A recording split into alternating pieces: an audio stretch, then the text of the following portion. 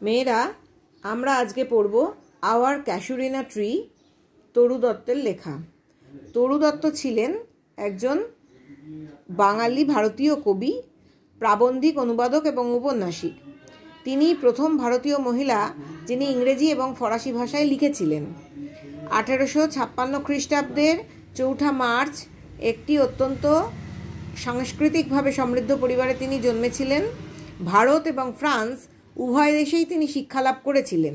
তার ফলে তার সাহিত্যের যে স্টাইল বা সাহিত্য রচনার যে স্টাইল, সেই স্টাইলকে প্রভাবিত করেছিল তার ওই ভারতবর্ষ এবং ফ্রান্সে নেওয়া শিক্ষা। 1856 থেকে 1877 সাল পর্যন্ত তিনি ছিলেন এবং মাত্র 21 বছর বয়সে তিনি মারা যান। মূলত তাকে একজন তরুণ কবি হিসেবেই পরিচিতি পেয়েছিলেন তিনি, এবং তার লেখা এই কবিতা আওয়ার ক্যাশুরিনা ট্রি, আমাদের ক্যাশুরিনা গাছ, এই কবিতাটাই আমরা এখন পড়ব। তরু দত্তের কবিতায় আমরা অসংখ্য ইমেজারি বা চিত্রকল্প দেখতে পাই, এবং এই যে কবিতাটা আমরা পড়তে যাচ্ছি এটা একটি মূলত স্মৃতিচারণ করে কবিতা, একটি ক্যাশুরিনা গাছকে নিয়ে লেখা, যে গাছের ছবি দিয়েই মূলত কবিতাটা শুরু হচ্ছে। কবির মনে রয়ে গেছে একটা গাছের স্মৃতি, যে গাছটাকে অজগরের মতো একটা লতা জড়িয়ে ধরে রয়েছে, এবং লতাটার চাপ খুব জোরালো এবং গাছের গুঁড়িতে একটা দাগ হয়ে গিয়েছিল। এই যে স্মৃতি তার মনের মধ্যে রয়ে গিয়েছিল, সেই স্মৃতি থেকেই তরু দত্ত কবিতাটা লিখেছিলেন। দেখো, লাইক আ হিউজ পাইথন, ঠিক বিরাট বড় একটা পাইথন, পাইথন মানে অজগর সাপ, উইন্ডিং রাউন্ড অ্যান্ড রাউন্ড, পেঁচিয়ে পেঁচিয়ে উঠেছে। উইন্ডিং মানে জড়িয়ে ওঠা, গোল গোল হয়ে জড়িয়ে পেঁচিয়ে পেঁচিয়ে উঠেছে। দ্য রাগেড ট্রাঙ্ক, রাগেড মানে রাগ মানে হচ্ছে ন্যাকড়া, কিন্তু এখানে রাগেড বলতে অমসৃণ বোঝানো হচ্ছে। ট্রাঙ্ক মানে গাছের গুঁড়ি বা কাণ্ড। ইনডেন্টেড ডিপ উইথ স্কার্স, গাছের কাণ্ডে খাঁজযুক্ত হয়ে গেছে, গভীর খাঁজযুক্ত হয়ে গেছে দাগে। Up to its very summit near the stars, গাছের চূড়া পর্যন্ত প্রায় তারাদের কাছাকাছি পৌঁছে গেছে। এটা কে পৌঁছে গেছে?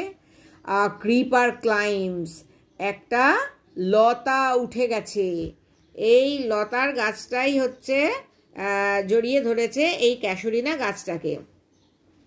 এবং এই যে এত কিছু হয়েছে, ঠিক যেন এই ক্রিপার এই উঠে গেছে একটা বড় অজগর সাপের মতো ক্যাশুরিনা গাছের কাণ্ডটাকে বা গুঁড়িটাকে পেঁচিয়ে পেঁচিয়ে ওপরের দিকে, ঠিক যেন একটা অমসৃণ কাণ্ড যার মধ্যে খাঁজ কাটা হয়ে গেছে দাগে, এই ক্রিপারের দাগে, ক্রিপারটা যে উঠেছে তার দাগে।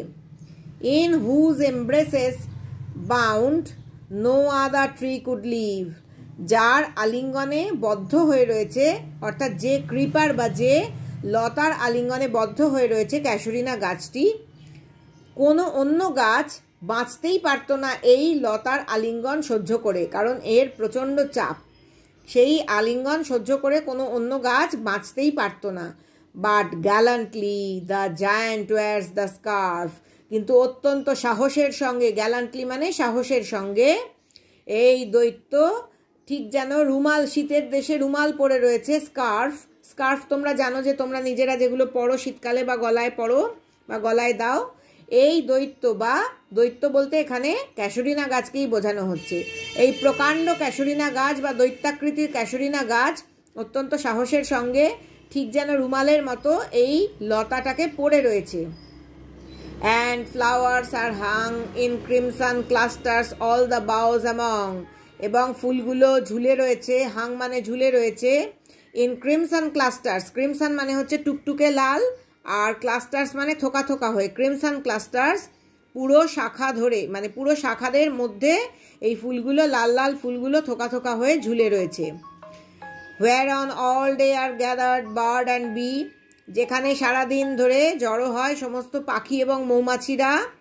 And oft at nights the garden overflows with one sweet song that seems to have no close, এবং অফট মানে হচ্ছে অফন, প্রায়শই, অফন মানে প্রায়শই রাত্রিবেলা সারা বাগান, ওভারফ্লোজ প্লাবিত হয় মিষ্টি গানের সুরে, যেটা মনে হয় যেন তার কোনো শেষ নেই। That seems to have no close, যার যেন কোনো শেষ নেই। Sang darkling from our tree, আমাদের গাছ থেকে রাতের অন্ধকারে কেউ একটা গান গায়। ডার্কলিং মানে রাতের অন্ধকারে, রাতের অন্ধকারে কেউ একটা গান গায়, অর্থাৎ কোনো পাখি বা কোনো পতঙ্গ কেউ গান গায় এবং সেই গান সারা বাগানকে প্লাবিত করে দেয় এবং মনে হয় যেন সেই গানের কোনো শেষ নেই। হোয়াইল মেন রিপোজ, কখন গান গায়? যখন মানুষেরা বিশ্রাম নেয়, ঘুমোয়। When first my casement is wide open thrown at dawn, যখন প্রথমবার দিনের শুরুতে একদম আমার জানালা, কেসমেন্ট মানে জানালা, সম্পূর্ণ খুলে দেয়া হয় ভোরবেলা।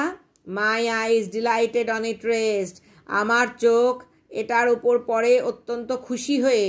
রেস্ট মানে স্থির হয়, আমার দৃষ্টি স্থির হয়। আইজ মানে এখানে দৃষ্টি বা চোখ বোঝানো হচ্ছে। আমার চোখ বা আমার দৃষ্টি অত্যন্ত খুশি হয়ে ওঠে এবং এই গাছের ওপরে স্থির হয়।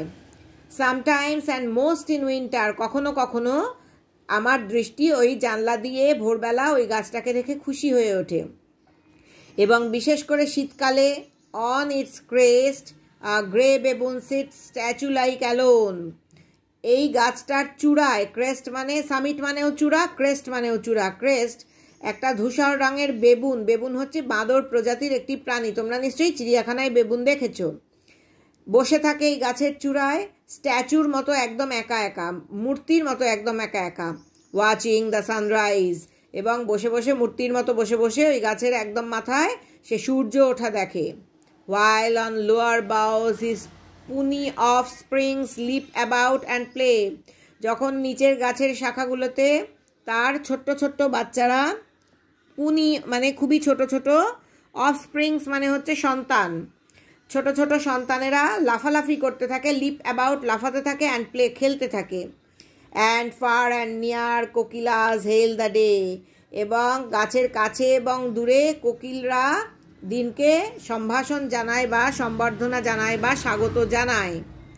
And to their pastures wend our sleepy cows, এবং তাদের পশ্চার্স কথার মানে হচ্ছে চারণভূমির দিকে আমাদের প্রায় নিদ্রা মানে ঘুমন্ত গরুগুলো ওয়েন্ড, ওয়েন্ড মানে হচ্ছে চড়ে বেড়ায় বা দিকে ধাবিত হয়, নির্দিষ্ট একটা দিকে ধাবিত হয়। টু দেয়ার পাস্টার্স, তৃণভূমি বা চারণভূমির দিকে ধাবিত হয় আমাদের প্রায় ঘুমন্ত গরুগুলো।